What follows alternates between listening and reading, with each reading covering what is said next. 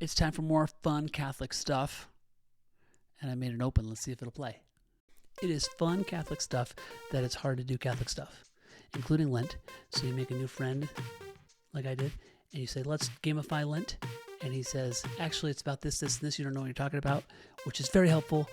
Let's do it.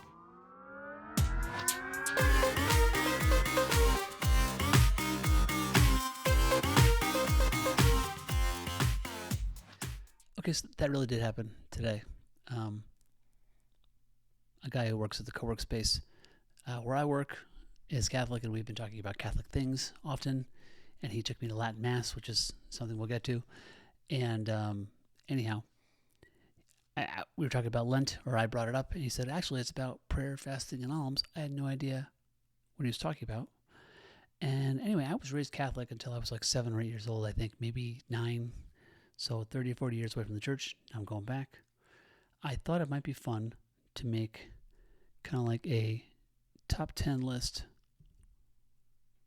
Moments of confusion coming back to the church after 30, 40 years.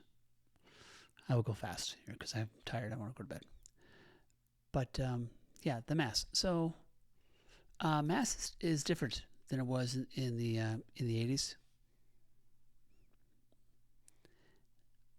The with your spirit thing, I still don't know. I don't know.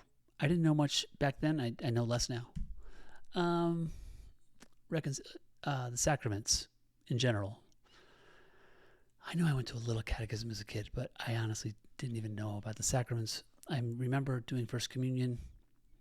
I'm digging around in my records, whatever, because now I'm in a catechism class for adults, and I had to call and get the baptismal records, but I don't remember doing First Confession. They said, well, you should have done that before Communion. I said, I don't know. Anyway, so, but reconciliation as an adult has been very interesting and very confusing, but fantastic. Catechism class, I overstudied for this. Lots of YouTube videos and talking to Catholic people for 10 or 15 years. But I'm looking forward to the confirmation.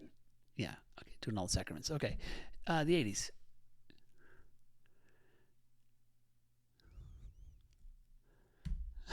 Bibles and missals. No, I was just thinking about, I had no idea what we were doing when I was a kid. I was born in 1979, went to church till the late 80s. I really did not understand what was going on there. I say that with all the sincerity I can muster. I had very little understanding of the church. Bibles and missals. So I when I tried to buy one on the internet from Ascension Church, Ascension something, and then I got a Bible in my catechism class. That's like a studying Bible, and those match. But then I go to Mass and I'm opening the missal, which is sort of like, how to follow through on the day, and that didn't match. So then I ask in catechism class which one's which, and they're like, we'll get back to you on that. And then somebody did. And then in confession, at the end of it, there was nobody waiting. So I was like, hey, Father De Loretto, what's up with the... He's like, there's a little bit of a different translations, and it's kind of challenging, but it's being worked on. I was like, okay. Anyway, very confusing. Then I tried to buy, like, this thing was like a missal for all. I didn't even realize as a kid that, like, Catholic masses are all the same everywhere, every day. And if you go to the church for a few years, you go to all the masses and hear all the readings. So it's not like you get like a pastor or something who goes on a theme and like makes it up like it's all. Anyway, Bibles and missals, very confusing. I got like a daily missal, and trying to figure out like what is ordinary time and how many Sundays in are we. I mean, it's the Eucharist. I remember it was a big deal that I took First Communion and then I could take it after that.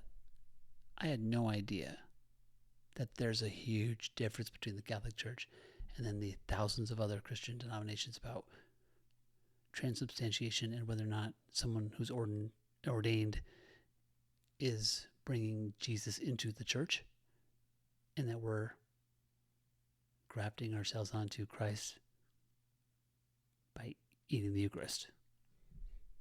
It seems like a big difference. I had no idea. The genuflecting at the end of the pew. I was a kid, not everybody even did it. Where I'm going to church now, everybody does it. Apparently, it matters which knee you do it.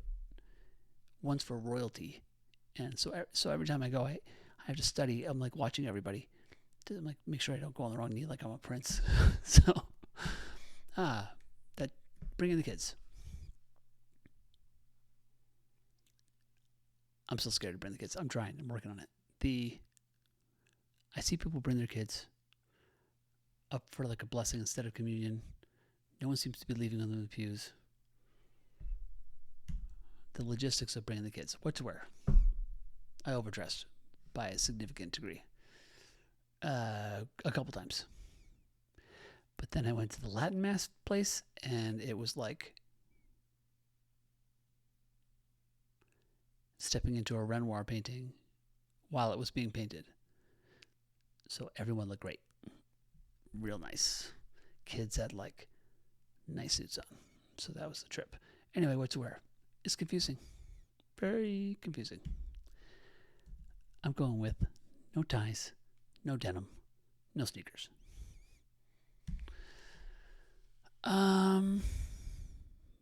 This last one's kind of a warm fuzzy. My Nana, my mom's adopted mom, was like a devout daily Catholic. My Uncle Jed was, I think, a little on the ultra Catholic side, to the point where some people were like, yo, tone it down, Uncle Jed. But I never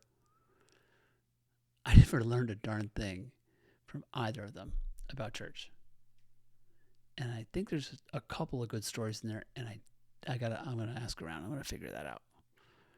Like, why do some people communicate it? Why some don't? Like, my Nana was great. Uncle Jed was great too, and they sort of lived these very good lives. So they both passed. Anyway, that is curious to me. Why I didn't get it. I spent a lot of time with Nana, and I didn't really learn much about church at all. And I don't know why that is. That's it. I thought it might be important to reference in a little moment of Zen here at the end that I keep putting Notre Dame at the front of the videos because Bishop Barron has talked about it a handful of times, and I may have bought a 1,000-piece Notre Dame puzzle that I'm working on right now. All right, God bless.